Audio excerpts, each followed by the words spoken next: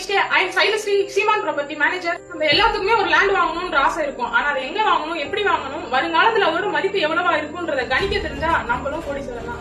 அது எப்படின்னு தானே கேக்குறீங்க. ஃபர்ஸ்ட் நம்ம வளர்ச்சி அடைந்த மாவட்டத்துக்கும் வளர்ச்சி அடைந்த ஒரு மாவட்டத்துக்கும் உள்ள வேறுபாடை நம்ம பார்ப்போம்.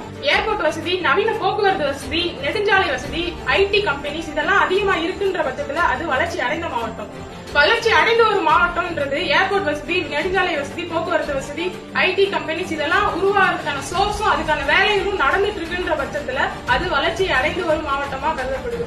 பொதுவாகவே வளர்ந்து வரும் மாவட்டங்கள்ல மக்கள் தொகை அதிகரிக்கும், மக்கள் வசிப்பதற்கான நிலத்தின் தேவையும் அதிகரிக்கும். நிலத்தின் தேவை அதிகரிக்கும் பொழுது அதன் மதிப்பும் அதிகரிக்கும். அப்ப நம்ம ஒரு பொருளை நம்ம இப்ப வாங்குறோம்னா 5 ரூபாய்க்கு வாங்கணும்னா அதை இன்னும் ஒரு 5 வருஷத்துல நீ 20 ரூபாய்க்கு விற்கலாம் அப்படின்றத ஒன்னால கணிக்க முடிஞ்சா நீயும் கோடி சொல்லலாம்.